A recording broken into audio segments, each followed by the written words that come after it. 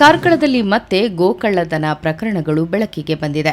ಕಾನೂನು ಸುವ್ಯವಸ್ಥೆಗೆ ಸವಾಲೆಸೆಯುವ ರೀತಿಯಲ್ಲಿ ರಾಜಾರೋಷವಾಗಿ ದನಕಳ್ಳತನ ಮಾಡಲಾಗುತ್ತಿದೆ. ಶನಿವಾರ ಬೆಳಗಿನ ಜಾವ 2:45ಕ್ಕೆ ಈ ಘಟನೆ ನಡೆದಿದೆ. ಕಾರ್ಕಳ ಬಂಗ್ಲೆಗುಡ್ಡೆಯ ವಿದ್ಯಾಸರಸ್ವತಿ ಮಂದಿರದ ಆವರಣದಲ್ಲಿದ್ದ ದನಗಳನ್ನು ಕಳವುಗೈಯಲಾಗಿದೆ. ನಗರದಲ್ಲಿ ಎಗ್ಗಿಲ್ಲದೆ ಗೋದರೋಡೆ ಪ್ರಕರಣಗಳು ನಡೆಯುತ್ತಿದೆ. ಮಾರಕಾಸ್ತ್ರಗಳನ್ನು ತೋರಿಸಿ ಬೆದರಿಸಿ ಐಷಾರಾಮಿ ಕಾರುಗಳನ್ನು ಬಳಸಿ ದನ ಕಳ್ಳತನ ಮಾಡಲಾಗ್ತಾ ಇದೆ.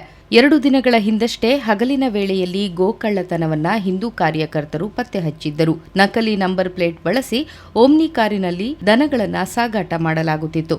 ಕೂದಲೆಳೆ ಅಂತರದಲ್ಲಿ ದನಕಳ್ಳರ ವಾಹನ ಪರಾರಿಯಾಗಿತ್ತು. ಈ ಕುರಿತು ಹಿಂದೂ ಸಂಘಟನೆ ಕಾರ್ಯಕರ್ತರು ದೂರನ್ನು ದಾಖಲಿಸಿದ್ದರು. ಆದರೆ ಶನಿವಾರ ಬೆಳಿಗ್ಗೆ ಮತ್ತೆ ದನಕಳ್ಳತನ ಪ್ರಕರಣ ನಡೆದಿದೆ. ಸರ್ಕಾರದ ವೈಫಲ್ಯತೆಗೆ ಹಿಂದೂ ಸಂಘಟನೆ ಕಾರ್ಯಕರ್ತರು ಆಕ್ರೋಶವನ್ನ ವ್ಯಕ್ತಪಡಿಸಿದ್ದಾರೆ. ಪೊಲೀಸ್ ನಿಷ್ಕ್ರಿಯತೆಯ ಬಗ್ಗೆ ಹಿಂದೂ ಸಂಘಟನೆ ಕಾರ್ಯಕರ್ತರು ಸಂಶಯ ವ್ಯಕ್ತಪಡಿಸಿದ್ದಾರೆ.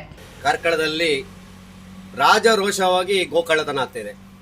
ಗೋಕಳ್ಳತನ ವಿರುದ್ಧ ಹಿಂದೂ ಜಾಗರಣ ವೇದಿಕೆ ಈ ಮೊದಲು ಬೃಹತ್ ಪ್ರತಿಭಟನೆ, ಪೊಲೀಸ್ ಸ್ಟೇಷನ್ಗೆ ಮುತ್ತಿಗೆ ಎಲ್ಲ ಮಾಡಿಯಾಗಿದೆ.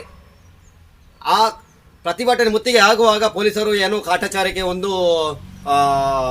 ಆಕ್ಷನ್ ತಗೊಂಡಾಗಿ ಮಾಡ್ತಾರೆ. ನಮ್ಮ ಮುಖಂಡರು, ರಾಜಕೀಯ ಮುಖಂಡರು ಸಂಬಂಧಪಟ್ಟ ಇಲಾಖೆಗೆ ಮೀಟಿಂಗ್ ಕರೆದು ಕಠಿಣ ಕ್ರಮ ಕೈಗೊಳ್ಳಿ ಅಂತ ಸೂಚಿಸ್ತಾರೆ. ಆಯ್ತು, ಅವರ ಸಚಿವರು ಯಾರು ಎದ್ದು ಹೋಗ್ತಾರೆ, ಇವರು ಇಲಾಖೆಯವರು ಮರೆತು ಬಿಡ್ತಾರೆ. ನಿನ್ನೆ ತಾನೇ ರಾತ್ರಿ, ಇವತ್ತು ಬೆಳಗಿನ ಜಾವ ಬೆಳಗ್ಗೆ ಐಷಾರಾಮಿ ಕಾರಲ್ಲಿ ಬಂದು ದನವನ್ನು ಬಂಗ್ಲೆಗುಡ್ಡೆ ಹತ್ರ ಕತ್ಕೊಂಡು ಹೋಗಿದ್ದಾರೆ. ಇನ್ನು ಕೂಡ ಗೋಕಳ್ಳತನ ನಿಂತಿಲ್ಲ ಅಂತ ಹೇಳಿದ್ರೆ ಬಹಳ ಆಶ್ಚರ್ಯ ಆಗ್ತಾ ಇದೆ. ನಮ್ಮ ಸರ್ಕಾರದಲ್ಲಿ ಕೂಡ ರಾಜ್ಯದಲ್ಲಿ ಗೋಹತ್ಯ ನಿಷೇಧ ಇದ್ರೂ ಕೂಡ ರಾಜಾರೋಷವಾಗಿ ಐಷಾರಾಮಿ ಕಾರುಗಳಲ್ಲಿ ಬಂದು ಮಾರಕಾಸ್ತ್ರಗಳನ್ನು ತೋರಿಸಿಕೊಂಡು ದನಗಳನ್ನು ಕಳ್ಳತನ ಮಾಡ್ತಾ ಇದ್ದಾರೆ ಅಂತ ಹೇಳಿದ್ರೆ ಬಹಳ ಇದೇನು ಅರ್ಥನೇ ಆಗ್ತಿಲ್ಲ. ಯಾಕಂತ ಹೇಳಿದ್ರೆ ಕಳೆದ ಬಾರಿ ಕೂಡ ಮಂತ್ರಿಗಳು ಕೂಡ ಪೊಲೀಸರಿಗೆ ಒಂದು ಸೂಚನೆಯನ್ನು ಕೊಟ್ಟಿದ್ರು, ಇದರ ಬಗ್ಗೆ ಕಠಿಣ ನಿರ್ಧಾರವನ್ನು ತಗೊಳ್ಬೇಕು, ಕಠಿಣ ಕ್ರಮವನ್ನು ತಗೊಳ್ಬೇಕು ಅನ್ನುವಂಥದ್ದು. ಆದರೂ ಕೂಡ ಇಲ್ಲಿ ಪೊಲೀಸರ ವೈಫಲ್ಯತೆಯೋ ಅಥವಾ ಸರ್ಕಾರದ ವೈಫಲ್ಯತೆಯೋ ಅಥವಾ ಅರ್ಥನೇ ಆಗ್ತಿಲ್ಲ.